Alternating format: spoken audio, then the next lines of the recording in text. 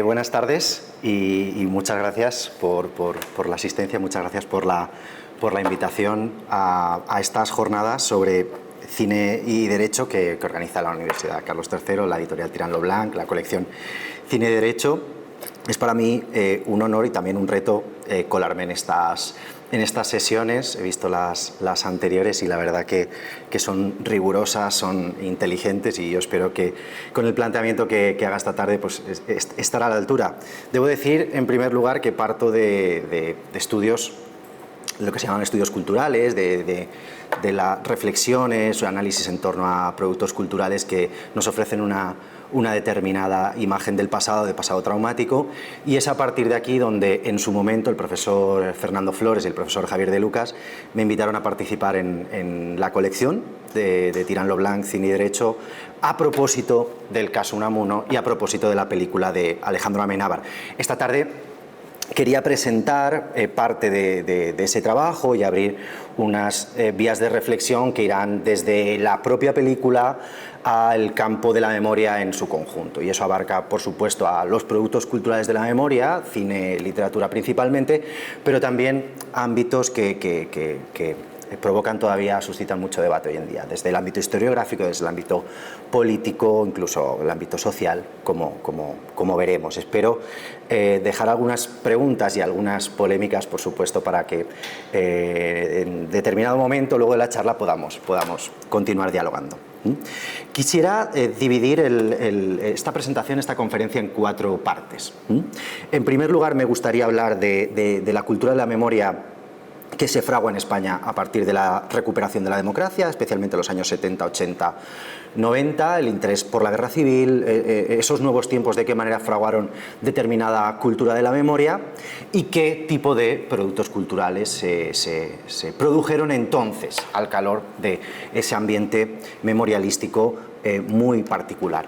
En segundo lugar, quisiera explorar algunos de los problemas que esas ficciones o esas evocaciones del pasado traumático despiertan a nivel ontológico, a nivel epistemológico, a nivel deontológico, y acudir a algunos ejemplos muy conocidos como La lista de Schindler o La vida es bella, porque creo que concentran buena parte del espíritu de la recuperación de la memoria en determinada dirección, ¿no? Y a partir de ahí plantear una serie de problemas para contrastarlo con lo que vendrá a partir de los años 2000 y la cultura de la memoria que se desarrollará en el nuevo milenio, ¿no? A partir de un fenómeno internacional, un fenómeno global de la memoria, una serie de avances en el campo del derecho, fundamentalmente del derecho, de la indagación judicial también, y cómo eso contribuye a cambiar la cultura de la memoria en España, mediante movimientos también cívicos, políticos, y qué tipo de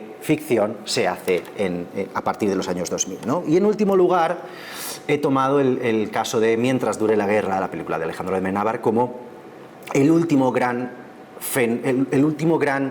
producto de la memoria, la última gran película de la memoria, ¿no?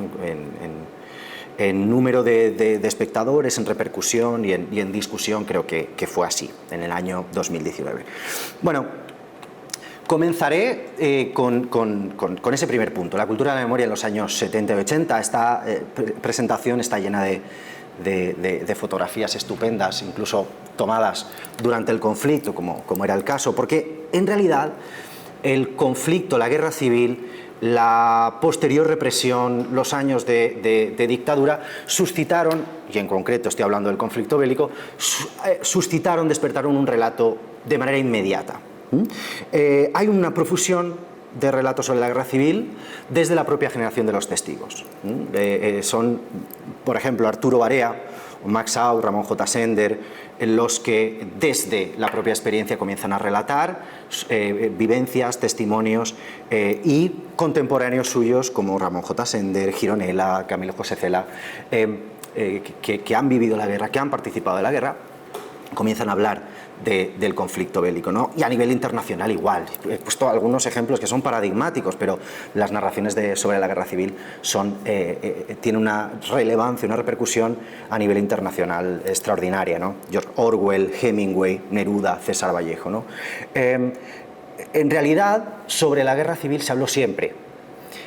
con lo cual podemos cuestionar, y luego surgirá también el tema, esta cuestión del silencio, esta cuestión del olvido, del pasado traumático, ¿no? No es tanto en qué medida se recuerda o no se recuerda, porque sí se recuerda y sí se habla de esto, sino de qué manera se realiza, ¿no? A partir de 1975, como año emblemático, como año de la muerte de Franco, comienza el proceso de transición. Pongo nuevos tiempos, libertad, paz y progreso, ¿no? Con un asterisco, pero quizá en toda la diapositiva tendría que poner todo tipo de asteriscos en cada concepto, porque es verdad que son conceptos cuestionables y cuestionados desde el propio concepto de transición y los propios periodos. Pero bueno, tomemos 1975 como año emblemático en esa construcción del Estado de Derecho, en esa conquista de las libertades y en ese largo proceso de conquista de la libertad, efectivamente comienzan a desaparecer los lastres y los controles del régimen franquista, ¿no? Los sistemas de censura, por ejemplo, de libros, de cine, de espectáculos teatrales en años como 1977, 1978, ¿no? Por supuesto, y esto al calor de la discusión de lo que supuso la transición y las visiones críticas o complacientes de la transición, bueno, pues han fomentado un debate muy interesante sobre qué supuso eso, pero es verdad que frente a esa narrativa de la transición como espacio y momento de construcción de libertades, no implica que la mirada sobre el pasado queda cancelada.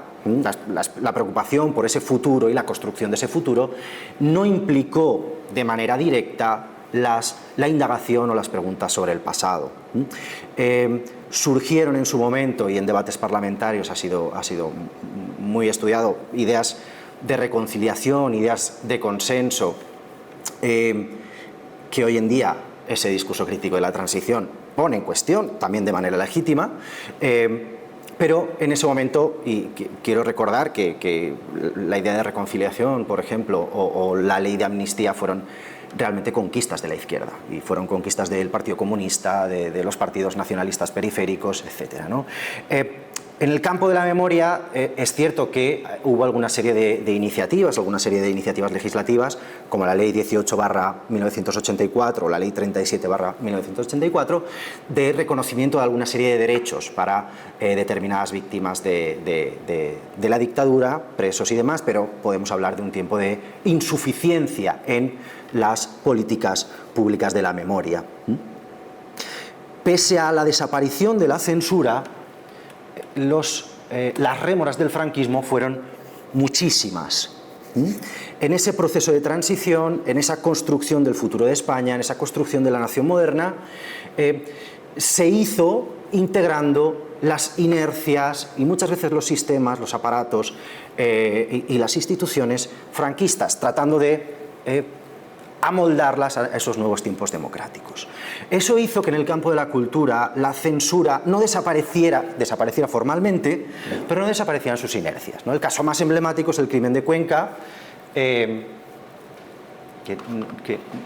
no se ve pero no se preocupen, el crimen de Cuenca, que es suficientemente conocido, ¿no? En 1979, Pilar Miró ve cómo esta película es secuestrada y no se estrenará hasta 2 años después, ¿no? Pese a tener, en fin, un éxito extraordinario posteriormente. Una menos conocida es esta de aquí. Voy a ver si...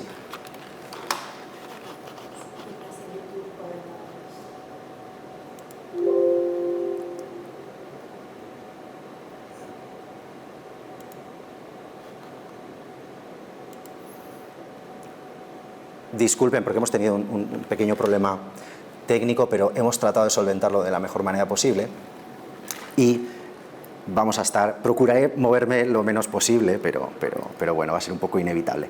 En cambio,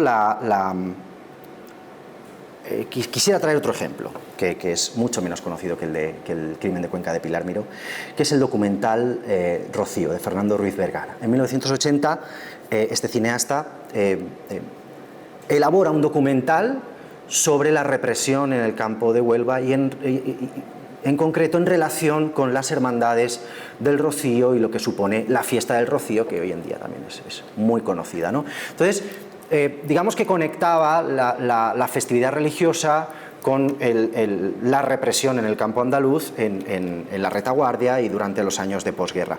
Hasta tal punto era provocador este documental que recogía los testimonios de gente que había vivido esa represión y daban nombres y apellidos de familias que efectivamente continuaban viviendo en el pueblo, ¿no? Este documental fue, primero, las salas se negaron a proyectarlo por presiones de la Iglesia, y posteriormente fue llevado a proceso judicial y el cineasta fue incluso condenado a pena de prisión, a multa, simplemente porque algunos de los testimonios daban nombres y apellidos de aquellos que habían mandado fusilar, ¿no? Y a pesar de que se demostró que efectivamente habían sido represores, bueno, la condena fue firme, ¿no? Vamos a ver. De la ley ejecutiva del poder. Como estaban acechando este oportuno acontecimiento, pues en el mismo momento que aquello se levantó, inmediatamente los señores más competentes del pueblo, de la parte reaccionaria, se lanzaron a la calle y empezaron a crear grupos y cosas y a montar ligas de vino en los sitios más a propósito para emborrachar a la gente y que los fiscales atacaban las casas de los que representaban toda la política. Sé que ocurrieron cosas horribles. Dejaron la cantidad de ayuntamientos de trabajo de acá a Manado, el tren, policía municipal lo denunciaron, lo denunciaron, mandado por la jerarquía del pueblo. Que ya de antemano sabían lo que iba a ocurrir con el recado de la ley de los días. Estos eran los señores reales. Eran los señores Escobar y eran los señores Ventura Valladolid. Nosotros, más pequeños, unidos a ellos, fomentaron ese escándalo tan tremendo y tan doloroso que se anunció en el circular. Claro que el pueblo importado, inculto y fanático,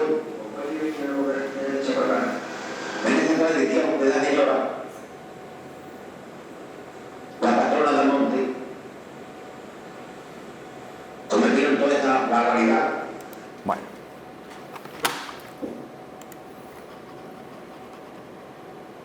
Bien, regresamos a la presentación. Bueno, ya han visto un par de minutos sobre ese documental que tienen a disposición en YouTube, por si les interesa, con aquellas partes que en su momento fueron censuradas, más problemáticas, y ya ven que en este caso está dando nombres y apellidos de efectivamente la gente que llevó a cabo la represión en el pueblo, ¿no? Claro, podemos preguntarnos, simplemente con estos ejemplos que acaban de salir, ¿no? Frente a ese pacto de olvido, de silencio que muchas veces se otorga la transición, bueno, podemos cuestionar qué quieren decir exactamente con eso, ¿no? Porque en mi opinión y en opinión de otra gente se produce un fenómeno distinto al mero silencio o al mero olvido, ¿no? Que es lo que Ricard Viñes llama la privatización de la memoria, que a mí me parece un concepto bastante eficaz para contar, para explicar exactamente qué cultura de la memoria se fragua en los años 70, 80, 90, ¿no? Esta privatización de la memoria lo que implica es que todo ese cauce memorialístico circule mediante los ámbitos privados, ¿no? El ámbito familiar, el ámbito personal, y que cualquier intento de socializar esa memoria sea efectivamente castigado, ¿no? O sea socialmente peligroso, de manera que todos en nuestras familias tenemos historias y sabemos más o menos, y ha circulado más o menos, pero es verdad que los canales por los que han circulado tradicionalmente han sido efectivamente privados, ¿no? No ha habido un espacio público de discusión de la memoria que hubiera sido fomentado por las políticas públicas de la memoria efectivamente en los años 70, 80, 90, con lo cual estos circuitos quedan privatizados y se produce la desvinculación con los elementos colectivos, ¿no? La privatización de la memoria lo que provoca es una despolitización y una deshistorización de los relatos sobre el pasado traumático. Con lo cual la guerra civil se convierte en historias míticas, historias familiares, historias de aventuras, historias que a medida que uno indaga también se van repitiendo, ¿no? Pero esto lo que produce es que ese pasado en realidad no sea un pasado histórico, sino se ancle más bien a una idea de mito o de leyenda o de historia y de narración que poco o nada tiene que ver con los elementos históricos, ¿no? Entonces, en ese sentido nos preguntamos, ¿ese tipo de memoria para qué sirve? ¿No? Ese tipo de memoria que va desvinculándose de lo colectivo, que va desvinculándose de lo histórico y de lo político, ¿a qué causa sirve? ¿No? Si es una causa de conocimiento, de justicia o de reparación, ¿no? Y en ese sentido sus insuficiencias son manifiestas. Pongo algunos ejemplos de literatura, y ahora hablaré de cine precisamente de estos años, ¿no? Obras emblemáticas como la de Juan Benet, Rumbrosas lanzas, o esa primera novela de Muñoz Molina sobre la guerra civil, Beatus Ile, la historia de una maestra extraordinaria de Josefina Aldecoa, la novela de Umbral, Capital del dolor, o incluso este libro de relatos de Rivas, ¿Qué me quieres, amor?, en el cual se incluye ese relato de La lengua de las mariposas, que dará lugar a la película posterior. Todas estas novelas, todas estas narraciones tienen en común que elaboran una ficción del pasado, una ficción sobre la guerra civil, que tiene más que ver con lo mítico que con lo histórico, que tiene más que ver con lo sentimental, con el intento de explicar las dominantes en el mundo rural, que con los hechos acontecidos de manera veraz. No por casualidad, Benet se inventa un espacio mítico, región, igual que Muñoz Molina se inventó un espacio mítico que es Mágina, igual que Josefina Aldecoa, igual que Umbral, está hablando de un pueblo concreto del norte de España que existe pero que no tiene las características. Funcionan como espacios míticos, ¿no?, que tratan de explicar por encima, bueno, las distintas fuerzas en pugna, pero no están hablando de hechos históricos contrastados, ¿no? En el mundo del cine ocurre más o menos lo mismo, ¿no? Las bicicletas son para el verano, fijaos, 1984 coincide con Los Santos Inocentes, que es por supuesto una maravilla, pero que trata de explicar esas fuerzas en pugna dentro del campo, ¿no?, del mundo rural español. La vaquilla, Ay Carmela, La niña de tus ojos. La niña de tus ojos sí que parte de un acontecimiento como la visita de Imperio Argentina al régimen nazi, pero bueno, no trata de explicar exactamente la visita, sino hacer un poco una evocación, una recopilación de lo que pudiera haber sido ese viaje. Pero nos encontramos ante narraciones del mismo signo, ¿no?, más ancladas a un espacio mítico, a un espacio de aventura, a un espacio que trata de explicar algunas dominantes, pero con menor anclaje histórico. Vamos a ver si podemos alguna de las películas. Es curioso, y quiero detenerme en estos títulos, es curioso cómo en los años 70, en los años 80, en los años 90 también, hay determinado cine de la guerra civil que es de corte humorístico, ¿no? Y eso no deja de ser significativo. No quiere decir que esté mal, que esté mal por decirlo de alguna manera un poco más simple. Es sintomático que cómo ese discurso sobre un pasado traumático, un pasado doloroso, también genera un cierto registro humorístico que no desentona y que no despierta las iras, ¿no? Que es más bien aplaudido, ¿no? Y el caso de Berlanga es conocidísimo. Vamos a ver si podemos el clip, un fragmento de la vaquilla, en el que van a intercambiarse soldados de los dos bandos, van a intercambiarse tabaco, pero acaban intentando intercambiarse soldados porque uno tiene una novia en el otro bando, el otro tiene a su familia en el otro. En realidad no son ni republicanos ni sublevados, ¿no?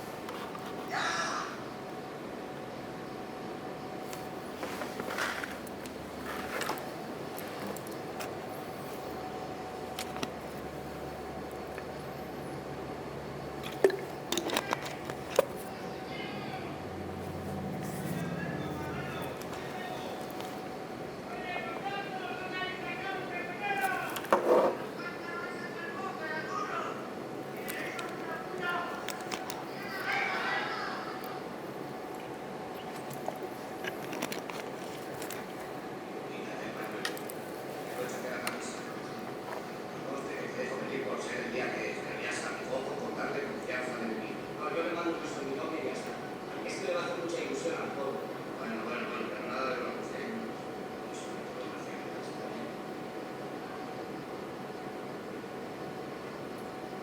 Mira, toda la vida que está. Joder, que está. Eso que se ha levantado cierto, tanto vivir, nosotros nos cafetines.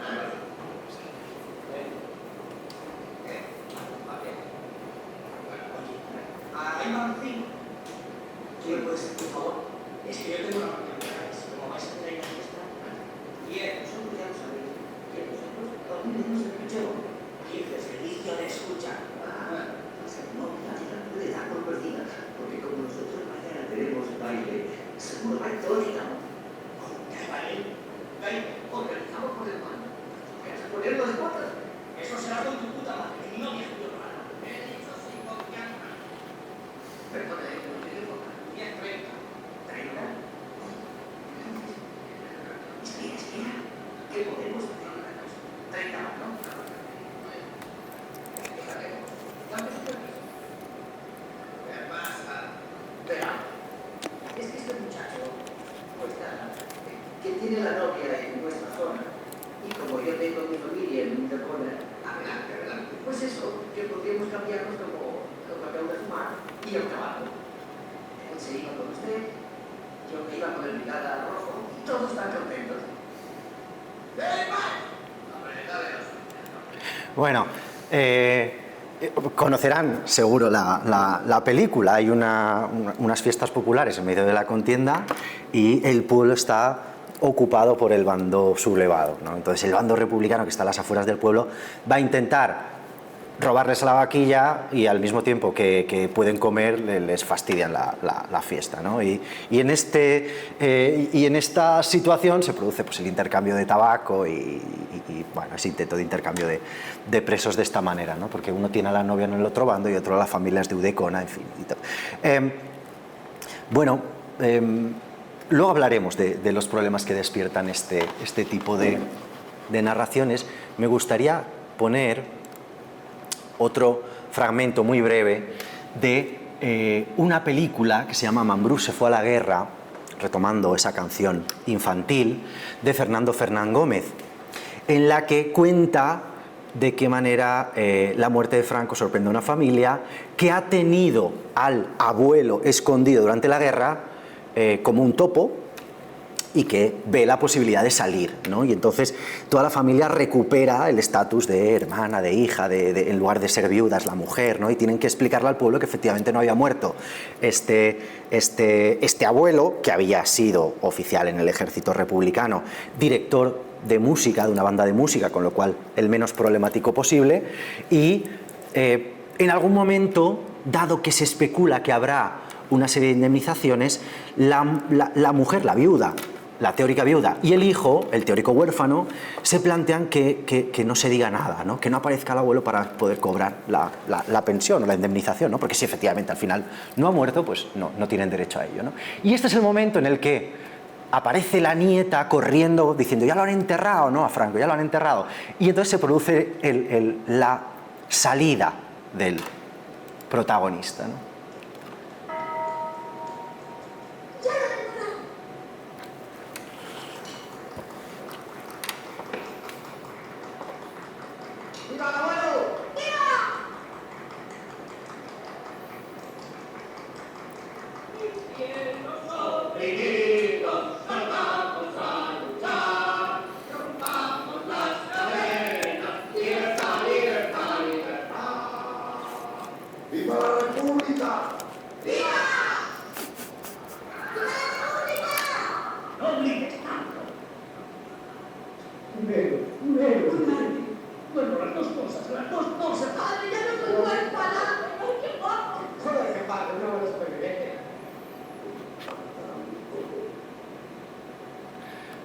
Bueno, es divertida, es un planteamiento muy divertido y además con personajes, con actores y actrices extraordinarios, ¿no?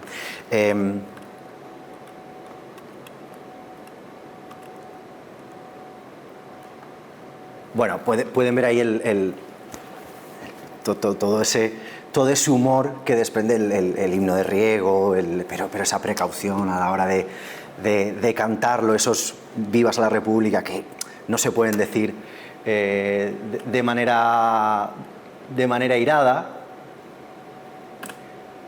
Y no voy a poner el otro clip, ahora acudiremos a los problemas que despiertan estos, pero sí tenía preparado también un fragmento de La niña de tus ojos, que es quizá la película más conocida, por supuesto la más vista en cine desde 1975, donde, imagino que la habrán visto, se narra la visita de una compañía de cine al régimen nazi, a la Alemania nazi, y para grabar una película de corte folclórico, ¿no? Y entonces parte del atrezzo, parte de los extras son prisioneros judíos y gitanos que viven en los campos de concentración y que llevan al set de rodaje para que toquen las palmas, ¿no? Y en algún momento Macarena, Penélope Cruz, bueno, trata de que cojan el ritmo y que palmeen bien y demás. Y dice, bueno, esta gente es muy sosa, ¿no?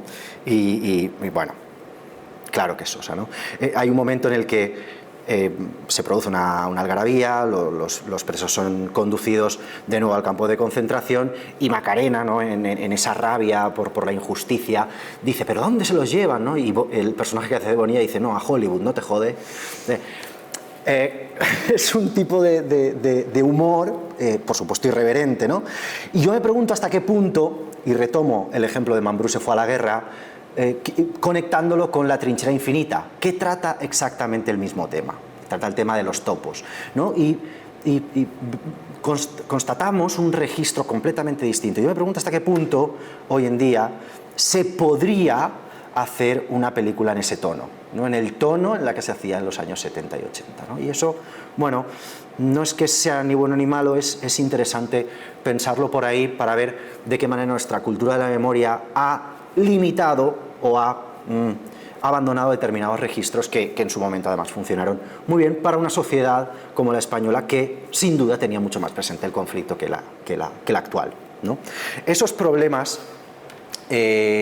o esas representaciones sí despiertan problemas éticos y estéticos. Aquí tenemos el fragmento, uno de los fotogramas de La vida es bella, pero también tenemos en fin, el gran ejemplo de la lista de Schindler, ¿no? esa superproducción de Steven Spielberg. Todo relato sobre el pasado nos aboca a tres problemas.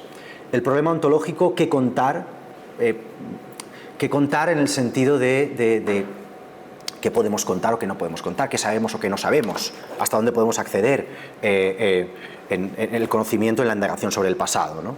Pero también un problema epistemológico, que es cómo contarlo, ¿no? Con qué tonos, con qué registros, con qué voluntad, conectando con el tercero de los problemas, que es el problema deontológico, ¿no? ¿Qué uso, qué utilización podemos hacer de ese pasado, de esa imagen del pasado?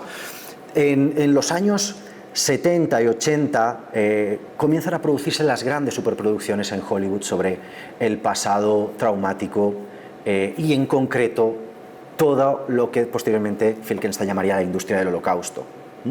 Desde la propia serie Holocausto del año 78 a esas grandes superproducciones de Hollywood, por ejemplo, la lista de Schindler, ¿no? Emblemática de 1993, ganadora de no sé cuántos Oscars, ¿no? Una película verdaderamente impactante en todo el mundo, ¿no? Y que proyectaba no solamente una visión de la Segunda Guerra Mundial y en concreto, la represión de la comunidad judía, sino que generaba un molde para abordar las ficciones sobre el pasado, ¿no? En un momento dado podemos preguntarnos estas ficciones si sirven para diversión, ese exceso de sentimentalidad, de sentimentalización nos lleva efectivamente a un conocimiento del pasado o es simplemente un carrusel de emociones que no conduce ni a conocimiento del pasado, ni a denuncia, ni a reparación de víctimas, ¿no? Que pueden ser algunos de los aspectos interesantes de este tipo de cultura. se habló de disneyificación del pasado, precisamente porque Hollywood y estos productos culturales, en realidad, ese molde, esa forma de hacer memoria desde la cultura, el interés que ponía era despertar grandes pasiones en lugar de ofrecer un conocimiento del pasado concreto, o una reparación de las víctimas concreta, ¿no? Eso generó un molde que se discutió mucho, por ejemplo, con esa serie documental de la Shoah de Claude Lanzmann, que es mucho más ardua, no es tan amable, no es tan divertida, si me permiten este adjetivo, como la lista de Schindler, porque es más ardua, porque tiene unas decisiones técnicas que lo llevan a proyectar la voz del testimonio prescindiendo de música, prescindiendo de otro tipo de imágenes, simplemente esa voz contando lo que el testimonio ve y lo que el testimonio recuerda, ¿no? Ya en ese momento aparecen libros emblemáticos, ideas muy interesantes alrededor de esos usos o abusos de la memoria, ¿no? Todorov, por ejemplo, en 1995 reflexionaba en torno a el uso que determinadas memorias hacían del pasado con respecto al presente, ¿no? Y ponía algunos ejemplos como Yugoslavia o como Israel mismo, y criticaba en cierta medida cómo ese pasado estaba sirviendo para perpetuar los conflictos, y en lugar de generar relatos de paz o relatos de justicia, estaban contribuyendo a generar violencia, ¿no? He extraído esta cita, ¿no? En el mundo moderno el culto a la memoria no siempre sirve para buenas causas, ¿no? Finkelstein, en La industria del holocausto, que estudiaba al calor de estas ficciones los discursos que se habían generado en la sociedad norteamericana de los años 90 alrededor de la memoria, cuestionaba que efectivamente todo ese interés por el holocausto sirviera para algo más que convertir a la comunidad judía en un lobby legitimado para ejercer cierta posición de poder en la sociedad norteamericana, ¿no? Y hasta qué punto el Estado de Israel había utilizado el holocausto para construirse y ocupar los territorios de Palestina, ¿no? Finkelstein no era simplemente un teórico, era un descendiente también de esos supervivientes de los campos de concentración nazi, ¿no? Por eso, a pesar de esa posición tan combativa, efectivamente lo hacía con determinado conocimiento de causa, ¿no? En definitiva, en estos años se genera una cultura de la memoria y unos productos culturales ligados a la cultura de masas, a la cultura del entretenimiento, a esas aventuras, a ese pasado como cliché. Conocemos todo lo que son los campos de concentración ya, ¿no? De modo que es tratar de revolver en el espectador determinadas emociones, ¿no? Y determinadas catarsis, ¿no? Una sentimentalidad desbordada, ¿no? En ese sentido podríamos preguntarnos hasta qué punto es una banalización de la memoria, ¿no? Y tomemos como ejemplo la lista de Schindler, tomemos como ejemplo La vida es bella, ¿no? Cuya escena final es el niño, si recuerdan, el niño que ha perdido a su padre le ha montado toda una ficción, como si fuera aquello un juego, y si ganan, van a ganar un tanque, y cuando ve el tanque se abraza a su madre diciendo ya hemos ganado, mamá, ya hemos ganado, ¿no? Y esa imagen de los dos abrazándose.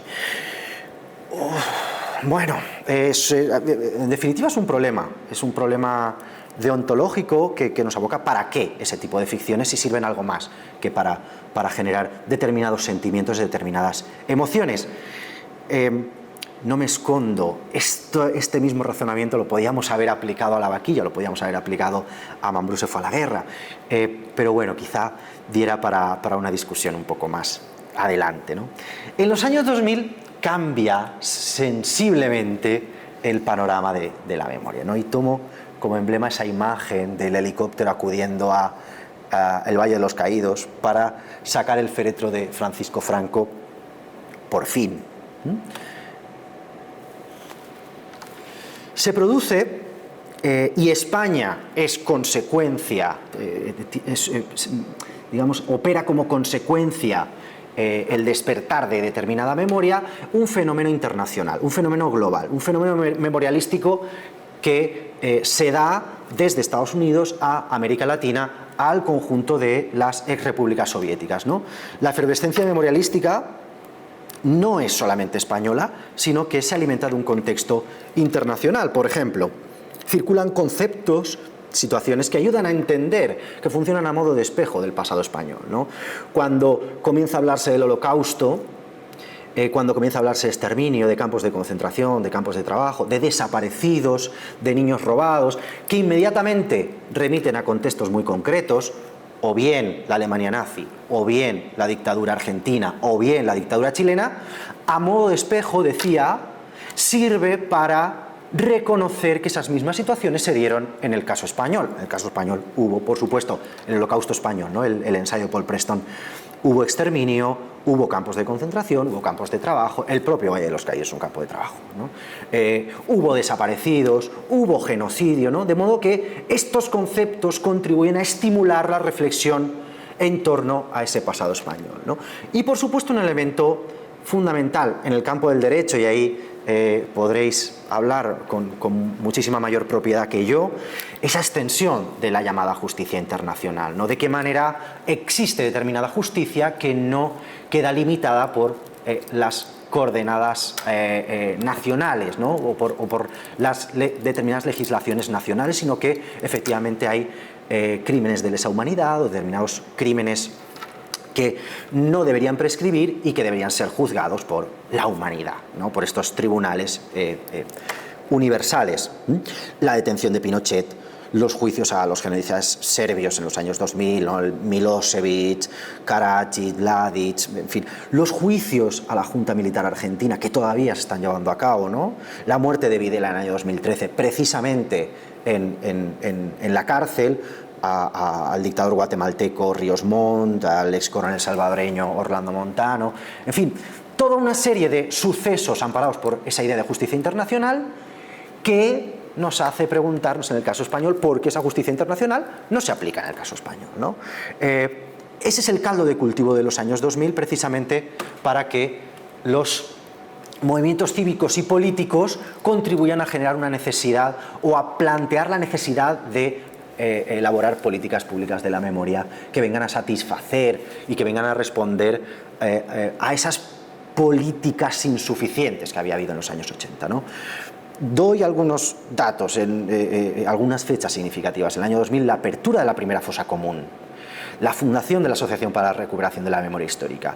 En 2006-2007, año de la memoria en el Congreso de los Diputados, ley de memoria histórica. Y en el 2010, la implantación o la puesta en marcha de lo que se llamó la querella argentina, ¿no? Que trata o ha tratado de juzgar no solamente los crímenes de la guerra civil, sino los crímenes del franquismo, de torturas, de desaparición, de abusos policiales y demás, con escaso éxito, hay que decirlo también, ¿no? Digamos, esta primera década de los 2000 o este nuevo milenio lo que hace es generar un debate político, social y cultural en España de extraordinaria relevancia, pero que bebe, por supuesto, de ese contexto internacional. Puede dirimirse, se dirimió políticamente por parte de la derecha como cierto revanchismo político, pero en realidad estas iniciativas los que venían a buscar era justicia, verdad, reparación, ¿no? En ese sentido cabe preguntarse la cultura si está alineada con estos reclamos de verdad, justicia y reparación, o si sigue actuando como memoria de consumo y memoria de entretenimiento. El panorama es sensiblemente distinto. Dejo literatura emblemática, ¿no? Javier Cercas, Soldados de Salamina, Dulce Chacón, Alberto Méndez, Benjamín Prado, Ignacio Martínez de Pisón o Almudena Grandes, ¿no? Que tiene esa obra magnífica, enorme y compleja de los episodios nacionales, ¿no? Los episodios sobre la guerra civil, episodios de una guerra interminable, ¿no?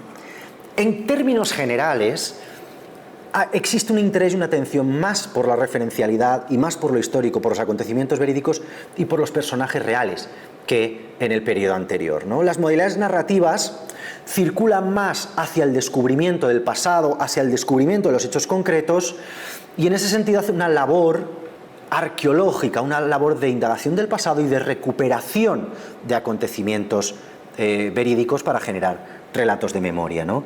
Y por supuesto tiene un interés especial por las víctimas de la represión, ¿no? Las víctimas de la represión, de la derrota, del silencio, del olvido, ¿no? Y acudo a Los girasoles ciegos, ¿no? Que es una serie de relatos, 4 relatos sobre la derrota en sus múltiples formas, ¿no?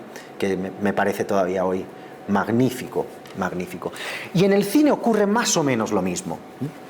Existe, por retomar, ¿no?, esa tradición de lo humorístico, existe tradición de lo humorístico, continúa en cierta medida, y ahí está Balada triste de trompeta, que es una película de humor negro, pero de humor al fin y al cabo, junto con otros registros que se salen un poco del canon, ¿no?, como el registro de terror, de fantasía, El espinazo del diablo, El laberinto del fauno de Guillermo del Toro, o la propia Balada triste de trompeta, ¿no? Pero en general, al igual que hace el campo literario, el campo del cine en España se preocupa mucho más por la condición de las víctimas, y sobre todo también se dedica a adaptar muchas de las novelas y los relatos que han triunfado en el campo literario, ¿no? El laberinto del fauno es de todos conocido, y con esto también, bueno, he seleccionado 4 que me parecen emblemáticas, también para que veamos de qué manera se interesa más la referencialidad, ¿no? Salvador Puig Antich, la historia del anarquista condenado a muerte a Garroteville, Las 13 rosas, que es también un acontecimiento verídico, La trinchera infinita, que es un acontecimiento real, que es la historia real del alcalde de Mijas, que tiene que esconderse durante 30 años en su propia casa, vivir como un topo, y por supuesto Mientras dure la guerra, ¿no?, que tuvo casi 2 millones de espectadores en el cine, lo cual no deja de ser una anomalía extraordinaria, porque al cine ya va mucha menos gente que en los años 70-80, debido a la profusión de plataformas, la piratería en su momento, etcétera, ¿no?, y el cambio en los hábitos de participación cultural. Pero digamos que el cine también tiene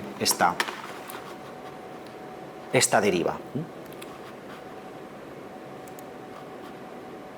Imagino que conocerán La trinchera infinita, pero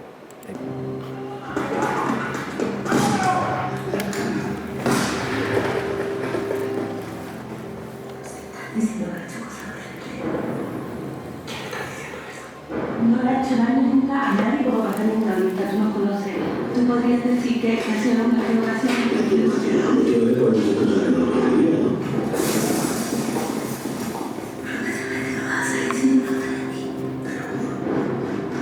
Yo lo que estoy es harto, porque si tengo que proteger a usted, lo mismo que merezco es saber quién es y qué es lo que ha hecho. No está ni como hombre, ni como padre, ni como mujer, ni como perro.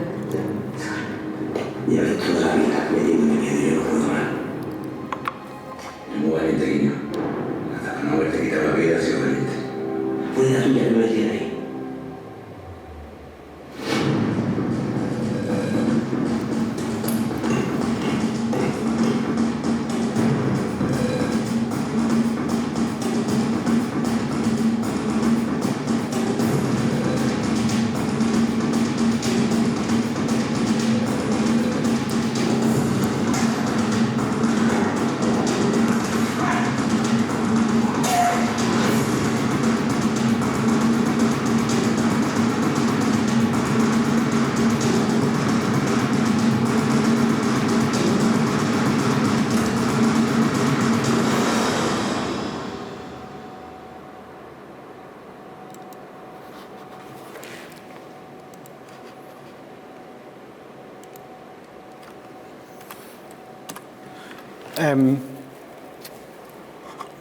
magistral, excelente, impecable, ¿no?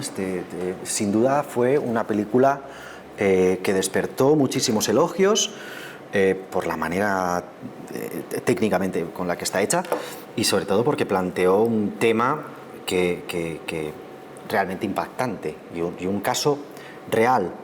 A mí es una de las películas que más me interesan y más me gustan como espectador, pero no dejo de contrastar ese registro frente a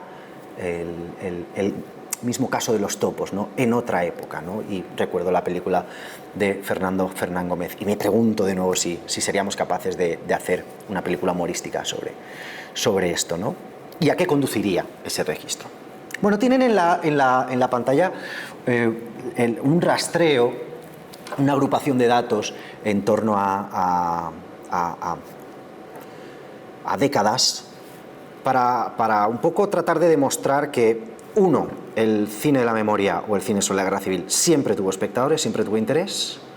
Dos, siempre hubo cine de la guerra civil, con lo cual esta cosa del olvido, del silencio, cabría ponerlas en cuestión y tratar de hablar de otra manera.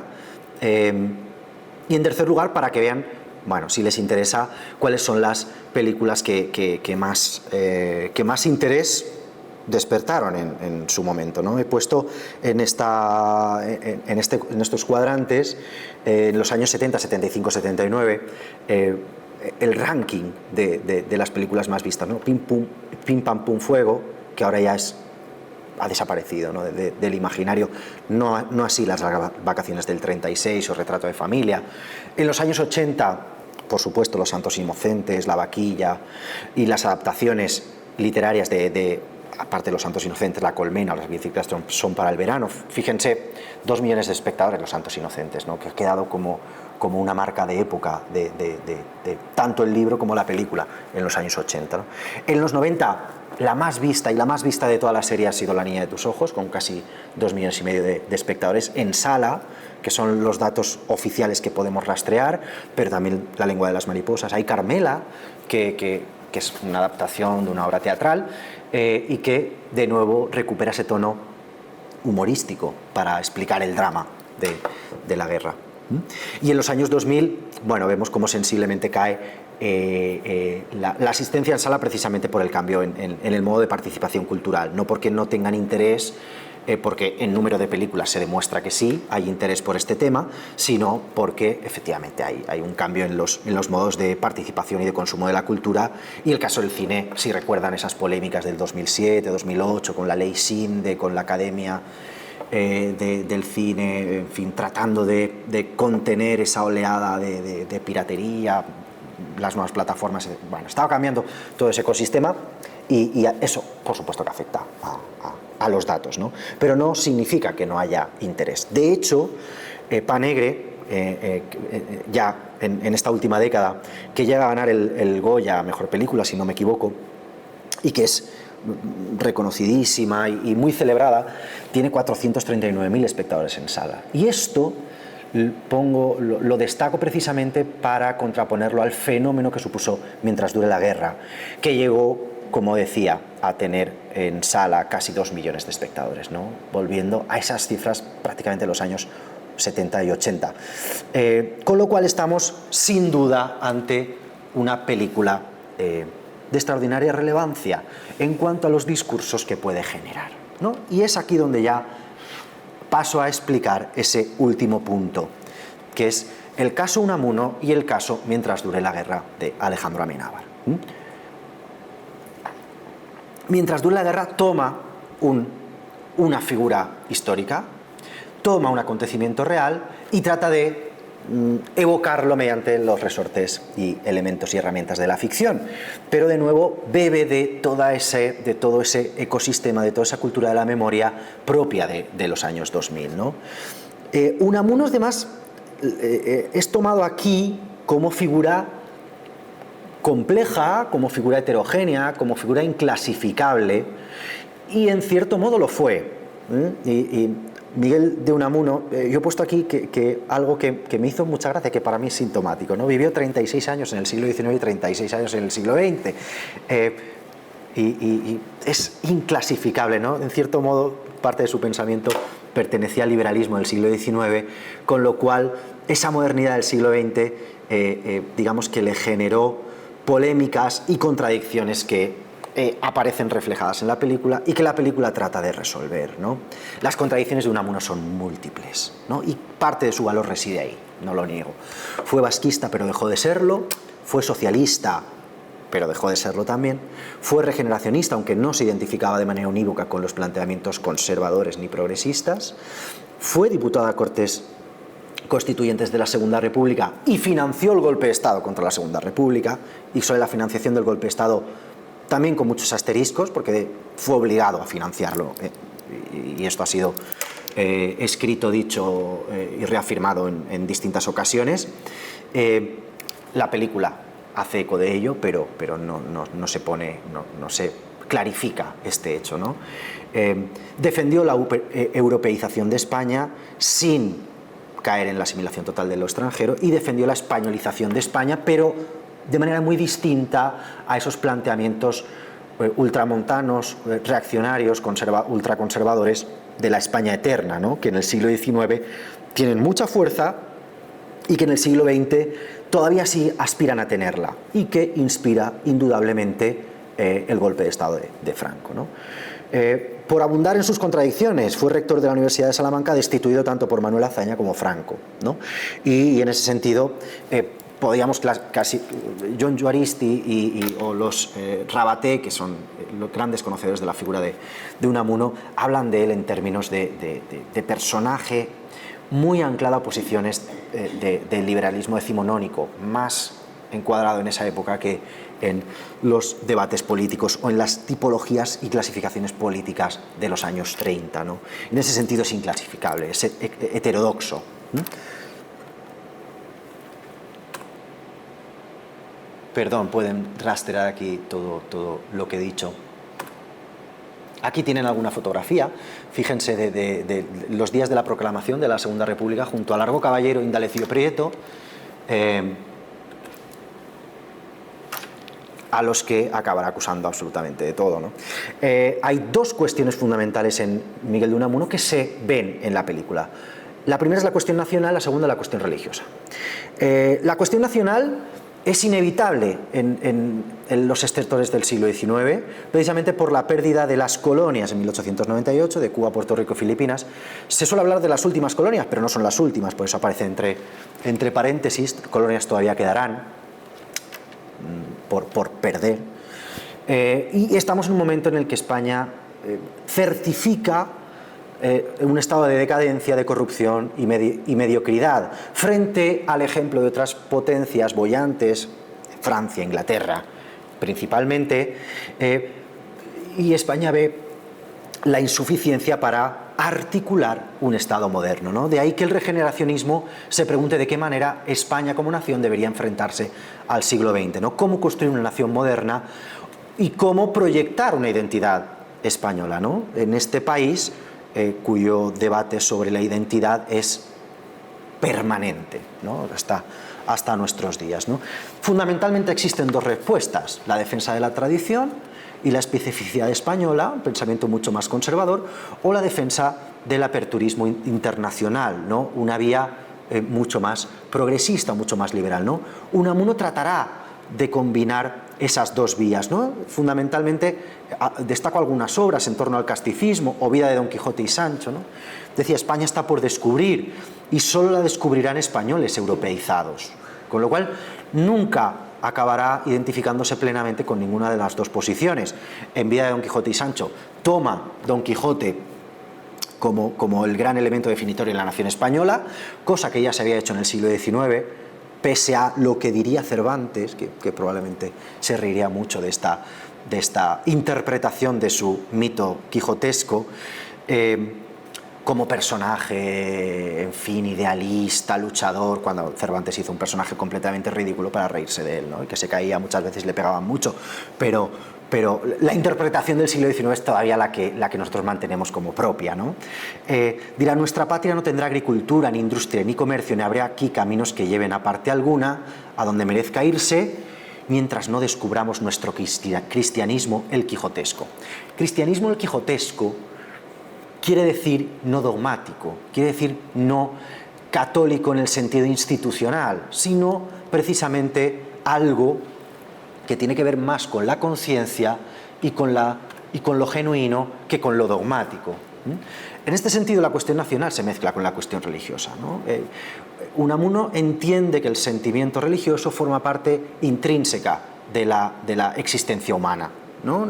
Frente a el materialismo, por eso le lleva a enfrentarse a doctrinas materialistas y a posiciones y a teorías materialistas de corte marxista, porque dejan de lado ese idealismo, ese espiritualismo, pero le lleva a enfrentarse también a las posturas idealistas y a las posturas espiritualistas en cuanto o en tanto tienen de dogma.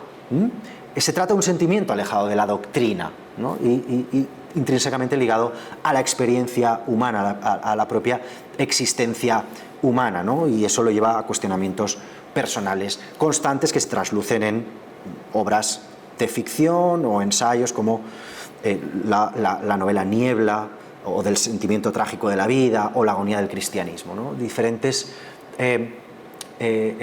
textos en los que él trata de explicar y explicarse ese sentimiento religioso que tiene que ver muy poco con la doctrina oficial de la Iglesia, en ese momento, la Iglesia católica, ¿no? En el sentimiento trágico de la vida dice: cuando al fin me muera, si es del todo, no me habré muerto yo, esto es, no me habré dejado morir, sino que me habrá matado el destino humano. Como no llegue a perder la cabeza, o mejor aún que la cabeza, el corazón, yo no dimito de la vida, se me dimitirá de ella, ¿no? Esta lucha por vivir, sobrevivir o pervivir más allá de la muerte, y en ese sentido se debate, ¿no? Cierto vitalismo, cierto existencialismo en los planteamientos unamunianos. Todo eso aparece en la película, cuestión nacional evidentemente, con todo el trasfondo bélico, pero también la cuestión religiosa, con algunos elementos en los que él se aclama a la cruz y vemos el sufrimiento del personaje, ¿no? En Mi religión, en 1907, ¿no? Dice: mi religión es buscar la verdad en la vida y la vida en la verdad, aun a sabiendas de que no he de encontrarlas mientras viva. Mi religión es luchar incesante e incansablemente con el misterio, es luchar con Dios del romper del alba hasta el caer de la noche, como dicen que él luchó con Jacob. No puedo transigir con aquello del inconocible o incognoscible, como escriben los pedantes, ni con aquello del aquí no pasarás. Rechazo el eterno ignorabimus y en todo caso quiero trepar a lo inaccesible. Quiero conocer, quiero descubrir, quiero integrar, quiero buscar la verdad a pesar de que se me dice que es imposible, ¿no? Pero buscar la verdad de manera individual, no de manera dogmática o institucionalizada por los cauces habituales y tan impuestos en la sociedad española en el momento de la Iglesia Católica, ¿no? En ese sentido, claro, ¿por qué Unamuno para hablar de un conflicto colectivo? ¿Qué clase de uso se va a hacer de esa figura, ¿no? Y quisiera destacar 3 escenas claves de toda la película que espero que hayan visto, y si no lo han visto animo a que lo hagan, porque me parece interesante y creo que tiene muchos elementos de discusión, y yo aquí destaco fundamentalmente 3, que no están ordenados de manera cronológica, ni siquiera están ordenados por el personaje, pero me va a servir para dejar la conferencia en cierto punto que pueda estimular el debate y, por lo tanto, bueno, para aquellos que no hayan visto la película, no, ni desvelo ni estoy fusilando el relato, sino que acudo a elementos que me interesarán para discutir posteriormente. En primer lugar,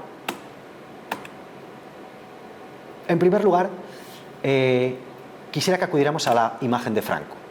Creo que una de las virtudes que tiene la película, y quiero empezar hablando bien de la película, es precisamente la construcción de un personaje como Franco, interpretado desde mi punto de vista de manera magistral por Santi Pregó, sorprendente totalmente, y además con Eduard Fernández también haciendo de Millán Astray de manera soberbia, pero bueno, esto son apreciaciones personales de un entusiasta precisamente de este aspecto de la película. Pero no solo en cuanto a la interpretación me parece destacable, sino precisamente a la construcción del propio personaje de Franco y la construcción del propio relato franquista. En este fotograma vemos las 2 banderas. La bandera republicana, en primer término, desplazada, y la bandera nacional, ¿no? y también con asterisco. La bandera que el régimen de Franco, la bandera rojigualda al fondo, ¿no? A lo largo de la película asistimos a la construcción del franquismo, a la construcción del relato franquista y a la construcción y al cambio de toda la simbología de la bandera, la simbología del himno, el cambio de himno, la simbología de los mitos de la nación, precisamente en una escena donde Franco está paseando con el arzobispo de Salamanca, Plaideniel, y observando los frescos de la catedral, he dicho la universidad, perdón, de la catedral de Salamanca, observa la figura del Cid, un caballero español, un buen cristiano, observa las figuras de las cruzadas, y es ahí donde él va tomando elementos que alimentarán la retórica, efectivamente, del primer franquismo, ¿no? Toda esta idea de cruzada nacional, de salvación de Occidente, con esas imágenes de reconquista de la España, de la esencia española, etc., ¿no? Y en ese sentido, del mismo modo que se va construyendo ese proyecto colectivo, se va estableciendo una ruptura con la República. Aquí hay un elemento muy interesante que la película refleja bastante bien, y es la confusión que los primeros días del golpe genera el propio golpe como proyecto. Unamuno entiende que el golpe de Estado es un golpe de Estado dentro de la República para perpetuar la República. De hecho, y esto está contrastado, las primeras alocuciones y los primeros partes de guerra acaban con vivas a la República, ¿no?, por parte del ejército sublevado. Unamuno, de esta manera, entiende que el golpe de Estado de Franco, de Mola y de determinados generales obedece más a una operación que él ha conocido propia del siglo XIX, que son esos pronunciamientos militares que sacan al país del sorpaso, del estancamiento, y que conducen inevitablemente a una etapa de superior, digamos, a una etapa que lo saca de ese marasmo, ¿no? Y Unamuno, y así se refleja en la película, entiende que ese golpe de Estado servirá para proteger a la República, ¿no? Con lo cual es una paradoja, pero no deja de ser un elemento cierto. Aquí vemos en esta imagen cómo Franco entrega simbólicamente la bandera para que sea la que ondee y la que sustituya, porque en realidad, pese a lo que piensa Unamuno, o piensan otros intelectuales, o dan a entender esos primeros bandos franquistas, lo que se trata es instaurar de un nuevo orden, ¿no? Y Unamuno se resistirá a entenderlo hasta que en la escena final, en ese discurso en el Paraninfo, acabará asumiendo que efectivamente se trata de un nuevo orden y que él debe posicionarse en contra. Pero ese cambio, esa construcción de la Nueva España aparece muy bien reflejada, ¿no? Y hay una escena que a mí me parece particularmente valiosa. Es una escena en la que el general Franco se ha reunido con otros generales, Cavanielles, Mola, etcétera, para disputarse el mando único. Franco quiere el mando único, igual que Cavanielles, igual que otros, ¿no? No deja de haber una lucha intestina por el poder. Y eso lo refleja muy bien Franco, más que como una persona, en fin, que llega de cualquier manera. Es una persona interesada en el poder, ¿no? Y eso está muy bien destacarlo. Tras esa reunión, se desplaza en avión y tiene una conversación con su hermano Nicolás, ¿no? Y dice: Nicolás, lo estoy haciendo mal. Paco, no digas eso. Oye, no pienses más en lo de la Junta, porque vienen precisamente de esa reunión. Dice: no, muy mal. Desde el principio estoy corriendo. ¿Y qué gano? ¿La guerra? Para retirarme en mi cuartel y en unos años vuelve a crecer la mala hierba y otra vez a la gresca. España es así, siempre a la gresca. Voy a desviar las tropas al Alcázar. En ese momento se debate en esa junta militar, y por eso Franco quiere el mando único para decidir él por encima del resto de generales. Se debate si en esos primeros meses se concentran los esfuerzos a tomar Madrid, y con lo cual acabar la guerra, o desviar las tropas al Alcázar de Toledo, donde están sufriendo un asedio algunas tropas y vecinos que están encerrados ahí, que están sufriendo el asedio de las tropas republicanas, ¿no?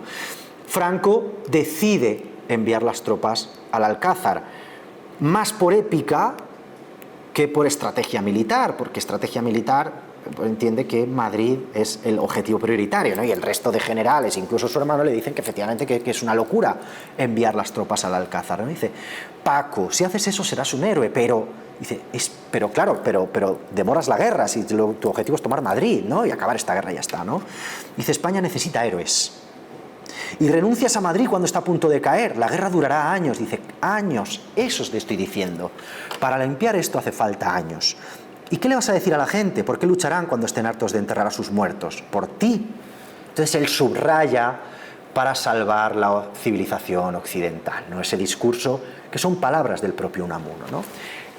Esta escena, como decía, me parece valiosa en cuanto a que presenta un personaje de dictador que contrasta con esas visiones ridículas del personaje, ¿no? Que muchas veces se decía que era bajito, con voz atiplada, con un solo testículo, en fin, sabemos que si era homosexual, que si, bueno, en fin, y también esta cuestión de la homosexualidad como cuestión de ridiculez también habría que darle una vuelta, ¿no? Frente a esas imágenes de Franco aparece un militar consciente del poder que quiere tener y elabora una retórica de higienización del país, que es efectivamente el sistema y el régimen que se impone a partir del año 1936 en aquellos territorios donde triunfa la sublevación y lo que sucederá a partir del 39, de los años 40, ¿no? Lo que podríamos clarificar efectivamente de genocidio, es decir, la eliminación sistemática de una parte de población, que eso es la definición que nos ofrece la Real Academia Española de genocidio. Debates sobre el término genocidio, Franco fue genocida, no, bueno, el diccionario de la Real Academia de Historia podrá decir, y se discute mucho sobre eso, pero si nos atenemos a esa definición, a la eliminación sistemática, pues encaja perfectamente. Y la película refleja precisamente eso, ¿no? Cómo evitar que crezca la mala hierba. Y esto, además, se pone en relación con las teorías eugenésicas, con los proyectos científicos y los proyectos o la gestión a nivel legal y a nivel punitivo que se hizo de los vencidos, de los rojos, ¿no? Tanto de los hombres que lucharon como de las mujeres que también lucharon o que sufrieron la persecución y la condena precisamente por su condición de rojas, como sus hijos, ¿no? Y bueno, ahí esa retórica de la higienización está en la película y creo que es interesante, al igual que es interesante esa construcción del franquismo como proyecto integrador de determinadas ideologías y determinados símbolos, pero que no se adscribe a una única ideología, ¿no? Es una ideología fundamentalmente de las altas clases, de las clases dominantes, de las oligarquías que tienen el poder y que ven que un proyecto democrático puede quitarles todo un poder y puede abocar a la construcción de un país con el que no se sienten identificados, ¿no? La construcción de la mitología y la retórica franquista, la Cruzada Nacional, el Cid, España como iluminadora del orbe, la España eterna, el mito de la España imperial que tanto interés y fascinación había despertado en el siglo XIX, ¿no? Y la guerra como necesaria expurgación de los males del país, ¿no? Esta idea de la guerra como necesaria expurgación de los males del país será el propio franquismo el que la suplante por una idea de guerra no en términos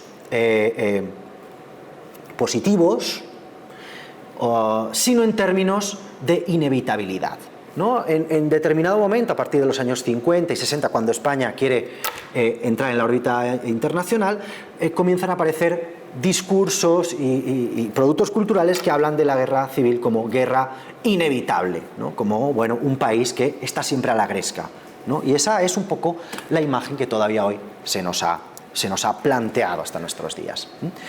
Quiero poner, ya queda muy poquito lo que tengo para decirles, pero sí quiero aprovechar para poner al menos el discurso de Miguel de Unamuno en la película, que es la segunda escena que quería comentarles. Insultos por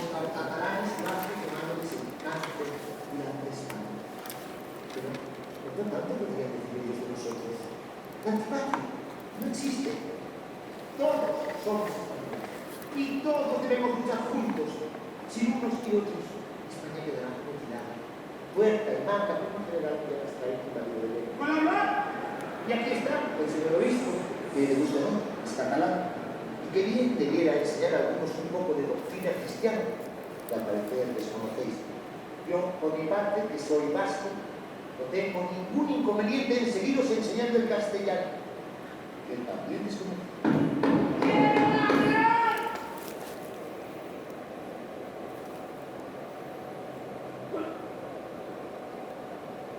Ayer, cuando ¡España!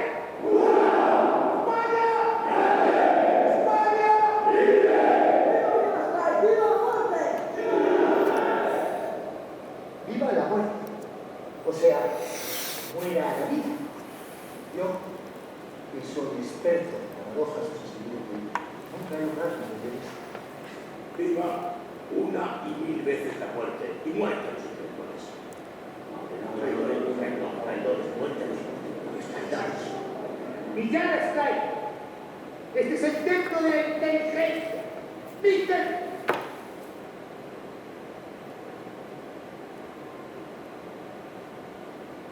Vencer no es vencer. Conquistar no es convencer. Venceréis porque tenéis fuerza bruta de sobra, pero no convenceréis porque para convencer hay que persuadir. Venceréis, pero no convenceréis. He dicho.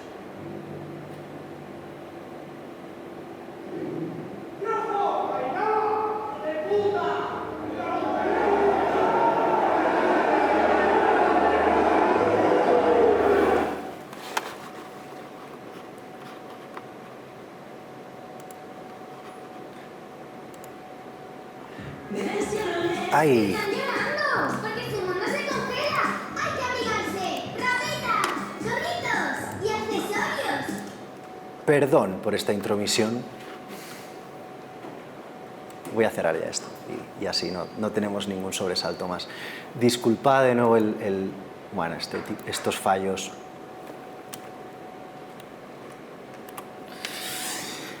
Estas malas pasadas de la tecnología, pero no pensamos que teníamos integrados los vídeos en la presentación, pero hemos tenido que ir cambiando, así que disculpas. Bueno, es la segunda escena de la que quería hablar de la película, es la escena casi final, ¿no? La escena emblemática en la que Amenábar y reconstruye el discurso que dio el 12 de octubre de 1936 en el Paraninfo de la Universidad de Salamanca, el propio Miguel de Unamuno.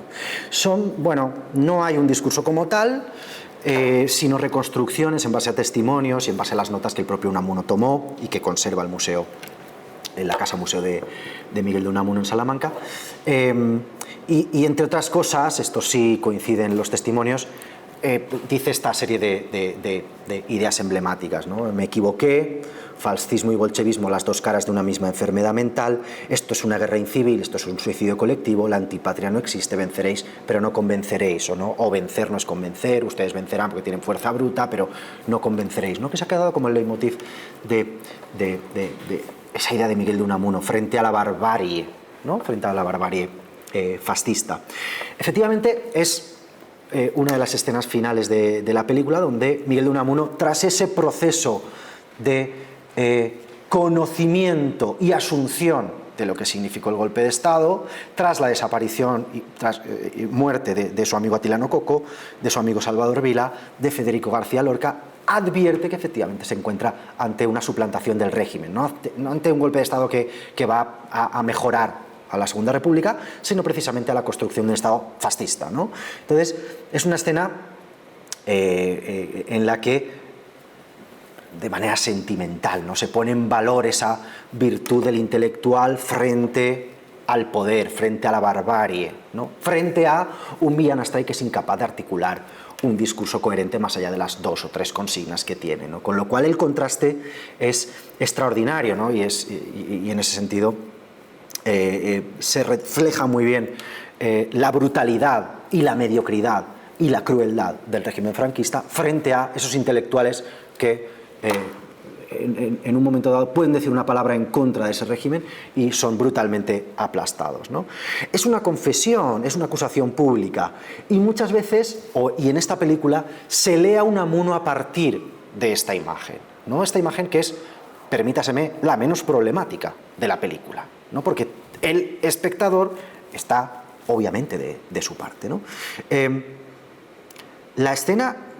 A la escena tanto de la película como vital yo no le quito por supuesto ningún mérito, ¿no? Y hay imágenes que demuestran, bueno, la salida de Unamuno de este acto, la soledad en la que vivirá el resto de sus días, desde el 12 de octubre hasta el 31 de diciembre de ese año en que morirá en su casa, custodiado por miembros de Falange, vigilado policialmente por si en algún momento trataba de exiliarse vía Portugal, cosa que nunca hizo.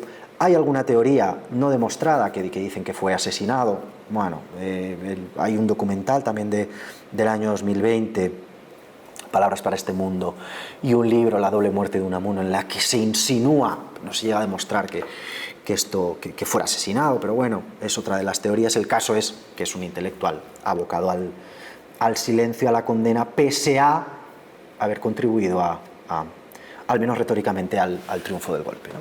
Decía que esa escena es emblemática y, digamos, ordena toda la lectura del personaje y de la película, pero quisiera destacar la tercera escena, que es a mí la que me parece más problemática, y dejarlo aquí para abrir discusión, debate e incluso protestas, que es precisamente una escena que mantiene Miguel de Unamuno con su discípulo y entonces colega, rector en la Universidad de Granada, Salvador Vila.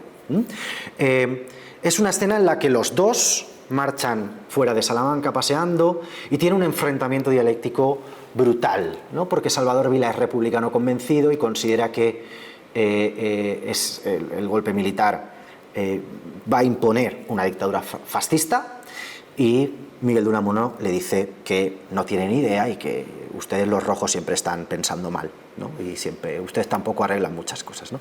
Es traído el diálogo que mantienen entre ellos, ¿no? Salvador Vila le dice: ya, bueno, Miguel, ¿a usted quién le entiende? Mire, usted ha sido vasquista, españolista, marxista, socialista.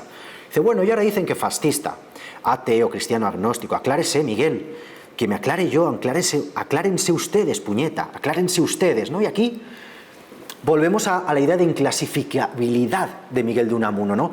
Pero inclasificabilidad como valor, que a mí es un poco lo que me chirría. Aquí, en fin, creo que personalmente considero que esa equidistancia en determinados momentos históricos no considero que sea un valor, pero bueno, he adelantado también mi visión. ¿Por qué no le reconoce de una vez el qué? Pues que usted cambia, que hoy piensa una cosa y mañana piensa otra, que se equivoca, que yo me equivoco. Sí, se equivocó con todo esto. Dios apoya a la derecha sin preguntar qué iban a hacer. Se equivocó. Y ustedes, los de izquierda, que nos prometían el oro y el moro mientras nos llevaban al desastre, ¿ustedes no se equivocaron? No, ustedes no se equivocaron nunca.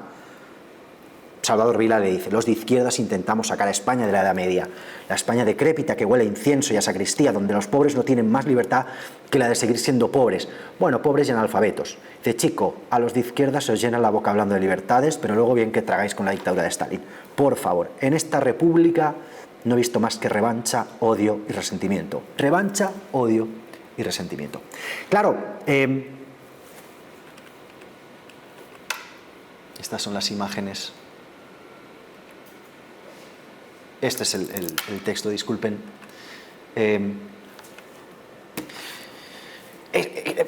Esta escena para mí es la realmente problemática de la lectura que hace la película, o la lectura que podemos hacer de la película, la interpretación que podemos hacer de la película. En cierto modo continúa la retórica de ese enfrentamiento entre dos Españas, con esa imagen del duelo a garrotazos de ese cuadro de Francisco de Goya, donde dos hombres tienen las extremidades enterradas y están condenados a pegarse a garrotazos hasta la muerte, ¿no? Esta idea de las dos Españas enfrentadas de manera sempiterna, obligadas a enfrentarse, con lo cual en este tipo de explicaciones identitaristas, telúricas, no se admite ningún tipo de condición histórica ningún tipo de coordenada histórica que trate de explicar y trate de dilucidar de qué manera se producen los acontecimientos históricos, ¿no? Son lecturas deshistorizadas, apolíticas, mitificadas, ¿no? Y en cierto modo la visión de Unamuno y la proyección de Unamuno que esta película hace también trata de poner en valor esto, ¿no? La equidistancia de Unamuno, no tanto en la escena final, la del discurso, sino precisamente en la discusión con Salvador Vila, pone de manifiesto esto, ¿no? La desideologización, la inclasificabilidad como valor, la individualidad como valor, el no identificarse con ningún proyecto político como valor, cuando en realidad, huelga decirlo, el enfrentamiento bélico entre 1936 y 1939 fue un régimen o un intento, un proyecto fascista, un proyecto dictatorial, totalitario, frente a un proyecto democrático, por todo lo imperfecto que fuera, como cualquier democracia de los años 30 en toda Europa, ¿no? Pero en la lectura, y especialmente en esta escena, la lectura de esta escena de la película, trasciende precisamente ese valor de la distancia o de la equidistancia, ¿no? Y en ese sentido, esta interpretación nos aboca a una disolución de las coordenadas históricas, a una disolución de la interpretación crítica y, en cierto modo, a una disolución de las responsabilidades, ¿no? Yo me pregunto si es una postura del personaje de Unamuno o es una posición de Alejandro Amenábar en esta película, ¿no? Precisamente el valor de ese intelectual alejado tanto del fascismo como de la República. ¿Qué es lo que trasciende de esta película, ¿no? ¿Es la tesis del personaje, que efectivamente, o es la tesis realmente de la película, ¿no? Es esa etérea, quiera decir lo que quiera decir esa tercera España, ¿no?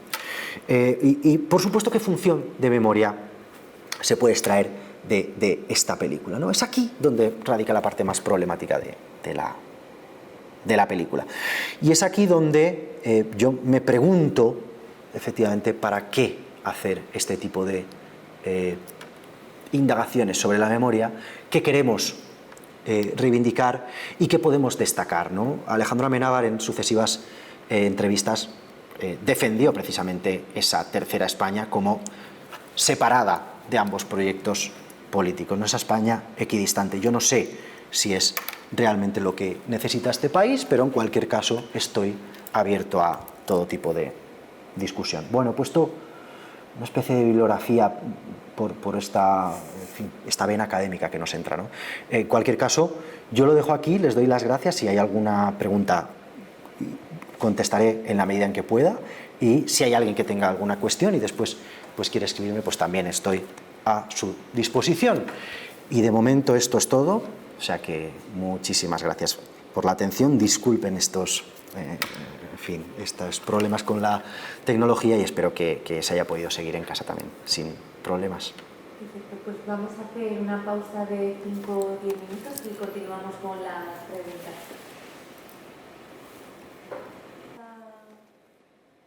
Vamos a plantear algunas de las preguntas que nos han enviado quienes nos están viendo. Diego de Valencia dice: hola, gracias por su ponencia. Me centro en el tema deontológico sobre el sentimiento.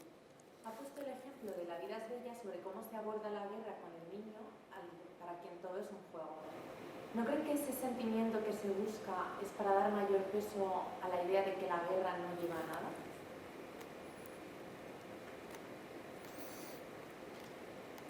Probablemente, y probablemente una de las tesis de esa película sea el absurdo de la guerra, cierta idea de pacifismo.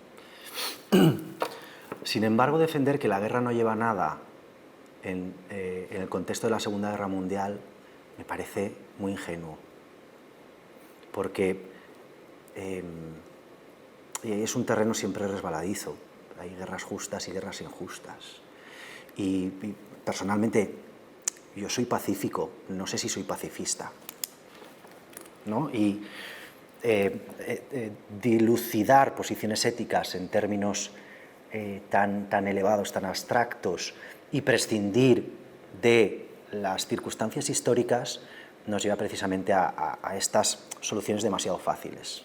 La guerra es injusta, la guerra es nociva, la guerra es absurda, con lo cual no hagamos guerras.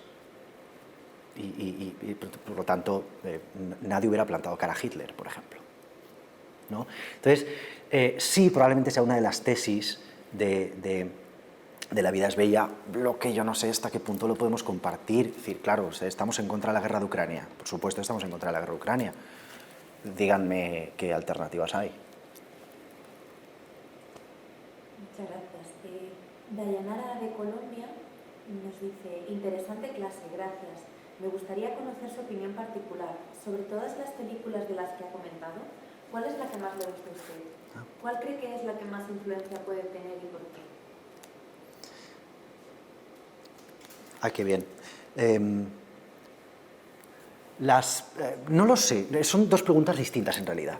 Una la que más me gusta y otra la que más influencia puede tener. De las que más me gustan, sin duda La trinchera infinita es una de ellas y recomiendo vivamente por el tema, por la complejidad de los personajes, tanto de él como de ella, de la mujer, y cómo van cambiando ese tipo de relación en ese encierro, en fin, véanla, como a nivel técnico, porque plantear un guión y rodar una película prácticamente dentro de una casa, dentro de una cueva, es complicadísimo y es de un virtuosismo técnico extraordinario. A mí me gusta mucho esa, me gusta mucho también Los girasoles ciegos, esta cosa que dicen que los libros son mejores que las películas. Bueno, pues probablemente muchas veces y gran parte de ello sea así, pero el libro me parece fascinante, el libro de Alberto Méndez, pero la película también. Y yo creo que el libro con las 4 historias y la película que no recoge todas las historias, pero sí alguna de ellas, dan buena idea de ese concepto de la derrota en múltiples formas. Desde el que está encerrado y trata de sobrevivir encerrado en casa, hasta aquel que coge la mula y la mujer y se marcha del pueblo para intentar sobrevivir, me parecen fascinantes. ¿Sobre cuál tiene más influencia? Bueno, yo traté de tener algún dato objetivo en base a la visualización y demás. No sé decir cuál tiene más influencia. Sé que todavía cuesta mucho romper ese discurso dominante, ese marco dominante que conceptualiza la guerra civil como enfrentamiento entre 2 bandos, y que la guerra civil es mala y que los 2 bandos en realidad tienen la misma responsabilidad en ello. Me opongo a pensar de esta manera, pero es verdad que es el marco que impuso el franquismo y que es el marco que en buena medida continúa y que mientras dure la guerra en cierto modo nos refrenda, en cierto modo reafirma, perdón. Muchas gracias. Ana de Madrid nos pregunta, ¿el uso de la comedia para tratar la guerra civil o el holocausto puede ser una manera de evadir una censura social o corre el riesgo de banalizar estos temas? Pues puede ser una manera de evadir la censura. Como decía, la censura formal no existe, pero sí de manera oficiosa, ¿no?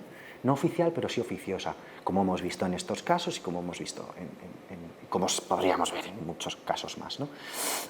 Hasta el día de hoy. ¿Es una manera de evitar la censura? Sí, pero no solo. Creo que hay una buena parte de gusto por ese registro, tanto por los directores como por el público, y que recibe con gusto ese tipo de ficciones, ese tipo de narraciones humorísticas. No por casualidad, la gran tradición literaria y cultural española es humorística, ¿no? Y esto muchas veces, desde nuestra gravedad de personas de nuestro tiempo, pensamos que lo grave es lo importante y lo destacable, cuando en realidad no. O sea, desde Lazarillo de Tormes, que es una novela para reírse de todas las desgracias, hasta La Celestina, el libro de Buen Amor, El Quijote, la gran tradición española es humorística, ¿no? Hoy parece que es una cuestión menor, ¿no? Pero no es así, forma parte la cultura de este país, ¿no? En ese sentido, cuando aparecen películas como las de Berlanga, o como la de Fernán Gómez, o como tantas otras, entroncan con buena parte de esa participación cultural española y se reconocen ese gusto y por eso triunfan, ¿no? La pregunta, y no la eludo, es si en cierto modo lo banalizan, ¿no? Y ahí, claro, es un elemento de discusión en el que yo me debato entre el gusto, porque me gusta mucho La vaquilla de Berlanga y me río mucho, y Mambrú se fue a la guerra, ¿no? Pero no es una mala pregunta a la hora de guiarnos por la ideología que desprende determinadas películas. Eso no quita para que uno disfrute como viendo la lista de Schindler, ¿no? Si uno quiere llorar mucho, pues va a llorar mucho, ¿no? Y va a producir una catarsis, que eso siempre es sano. Pero siendo consciente de que a nivel de conocimiento tiene sus limitaciones, a nivel de posición política o ética tiene sus limitaciones también, ¿no? Y no es una mala guía. No quiere decir que yo censure las películas de humor, en absoluto, pero no es una mala guía pensar, después de las risas, a qué nos conducen esas risas. José de México dice: qué interesante cátedra, muy buenas intervenciones. Me gustaría saber cómo la cultura de la memoria afecta a la memoria de las masas frente a la guerra. ¿Cómo la cultura de la guerra afecta a la memoria de las masas?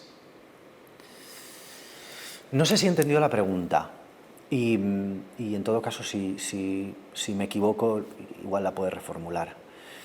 Creo que los marcos de conocimiento o de reconocimiento del pasado los generan, en cierto modo, las élites que tienen el poder. El marco para leer, interpretar y hablar sobre la guerra civil, es decir, la promoción de determinado relato de la guerra civil en los años 40 y 50, es uno muy concreto, con toda esa retórica y toda esa mitología, propiciado por el poder. El que se produce, es decir, de la cruzada, de la guerra de independencia incluso, ¿no? Se llega a hablar de guerra de independencia. ¿Por qué? Porque es la independencia de España frente a la Unión Soviética, o frente a las injerencias de otros estados, de otros proyectos y demás, ¿no? Claro, la guerra de independencia remite, por otro lado, al siglo XIX, a la guerra contra los franceses, a lo español, a tal, esta cosa muy... en fin, que tiene toda esa serie de reminiscencias y de trazas. Bueno, en los años 50-60, por ese aperturismo, no se puede defender la causa higiénica de una guerra civil. Y entonces el propio franquismo, el seno del propio franquismo y las élites culturales, entre ellos Camilo José Cela, quienes, o Gironella, con los cipreses quieren en Dios, quienes van virando de ese discurso de guerra como conflicto deseable a guerra como conflicto inevitable, ¿no? Para diluir responsabilidades. Bueno, en realidad no se podía evitar, estábamos condenados a enfrentarnos, porque además la Segunda República había sido tan mala, que había un clima de violencia muy extrema, ¿no? Que llevó a esta resolución. España es diferente y siempre Spain is different. Siempre se ha enfrentado a sí misma y, bueno, que si uno abre un poco la mirada en los años 30, cualquier país occidental estaba dirimiendo lo mismo que estaba dirimiendo España. Un proyecto político democrático frente a proyectos políticos totalitarios. Llámese nazismo, llámese comunismo de tipo soviético, etc., ¿no? O sea, pero bueno, en España el conflicto llega antes y parece que lo quieren encapsular de manera distinta. Ese marco general, que se propicia en los años 60, 70, durante la transición no se revisa. Y la guerra continúa en cierta medida interpretándose de esa manera, ¿no? Hasta el punto de que en el discurso político en España hoy en día, todavía a cualquiera que reivindique cuestiones de la memoria, pues tienden a ponerlo en un lado, ¿no? La ley de memoria democrática de este gobierno viene a sustituir o a complementar la ley de memoria histórica.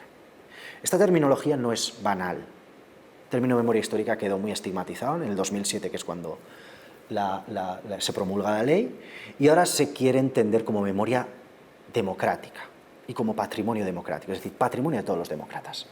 ¿Quién no entiende que Miguel Hernández es patrimonio de todos los demócratas? Pese a ser víctima del franquismo. O por ser víctima del franquismo. ¿Quién no entiende que Machado lo es también? ¿Quién no entiende que Federico García Lorca lo es también? ¿No?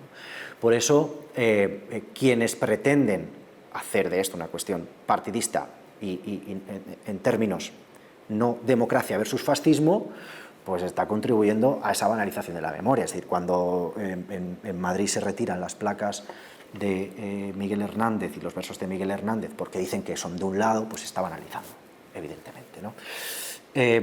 O cuando, no digo Madrid, y digo en otros lugares de España, cuando se pelean por si un general tiene que estar en un espacio público o no tiene que estar. Bueno, efectivamente, tenemos que, leyéndolo en términos democráticos, Miguel Hernández es de los nuestros.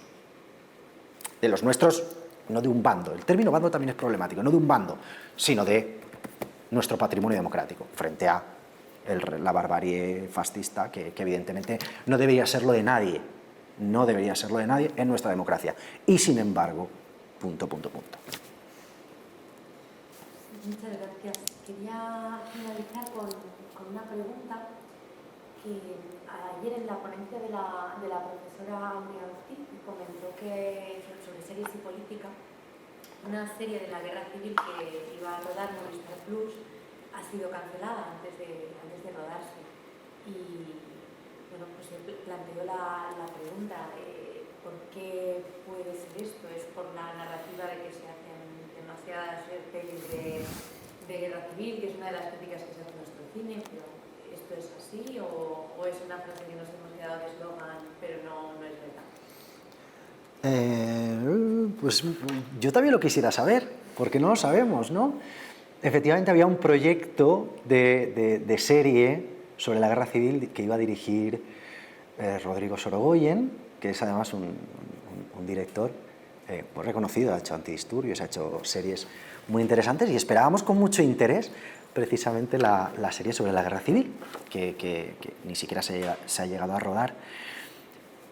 Oficialmente no se sabe, no conocemos, ojalá lo supiéramos y ojalá nos explicaran, sin necesidad de crear polémica, simplemente por el gusto, del deseo de conocer cuáles son las verdaderas razones para ello, si es que han leído el guión y no les ha gustado por ser demasiado tendencioso o demasiado posicionado políticamente, o si porque no interesa el proyecto por las razones que sean, no lo sé. Yo quisiera saberlo también. Sobre si se hacen muchas o no, es curioso, porque en el año 2004 Isaac Rosa publicó una novela titulada Otra maldita novela sobre la guerra civil, ¿no? Pues no quedaban novelas por salir. Lo hacía de manera irónica, ¿no? Porque es precisamente un argumento para que no se hable de la guerra civil. Yo me pregunto si la cultura o la literatura solamente tiene dos grandes temas, que es el amor y la muerte, ¿no? Y la guerra está presente desde la fundación de la literatura universal o de la literatura europea, que es la Ilíada y la Odisea, que pues la guerra. Y la guerra marca determinadas épocas, marca determinadas sociedades, y la guerra civil fue tan cruenta, tan brutal y tuvo tantas repercusiones que ha trascendido la época en la que se produjo, las generaciones que la protagonizaron, y llega hasta nuestros días todavía despertando muchos reclamos. Es interesante pensar por qué en los años 2000 se produce ese avivamiento del interés por la guerra civil. No es solamente un fenómeno de masas y que es un tema que interesa a la cultura, también, ¿no? Porque hay un fenómeno que propicia todo esto, ¿no? Es también un intento de superar aquellas carencias que no se habían hecho durante los años 70, 80, 90, es decir, durante la construcción de ese Estado democrático. Hay cosas por hacer. Hay familias, hay comunidades, hay determinada población que todavía esperaba que se recuperaran los cuerpos, que esperaba que se reparara a las víctimas del franquismo. Hay una cosa de la que no se habla, es el robo de niños que se opera durante el franquismo. No se habla tanto, no se habla mucho, que eso existió y todo eso son casos que están todavía por resolver, ¿no? Entonces, este país vio en los años 2000 la necesidad de implementar políticas públicas de la memoria de manera legítima.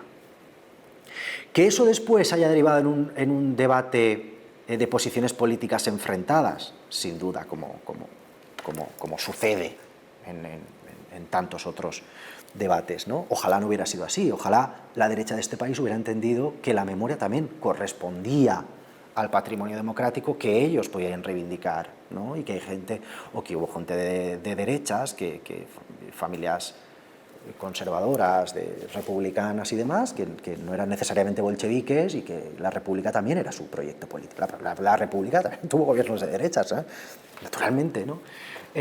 Pero se ha tratado de desvirtuar la visión de un pasado histórico, digamos, trazando dos líneas y dos partidos enfrentados, ¿no? Entonces, esta discusión es reduccionista, es simplista y al final es maniquea y manipuladora de lo que fue el pasado. Si se hacen demasiadas, no sé si se hacen demasiadas, se hacen muchas, pero si se hacen es porque interesa y porque todavía hay que contar, y es significativo que todavía quede por conocer, ¿no? Y es destacable, significativo, el hecho de que a partir de los años 2000 es cuanta más referencialidad hay en los relatos. Cuanto más tiempo pasa, mayor necesidad de conocer exactamente personajes y situaciones reales, ¿no? Y eso no deja de ser muy significativo, y el conocimiento del pasado siempre es positivo.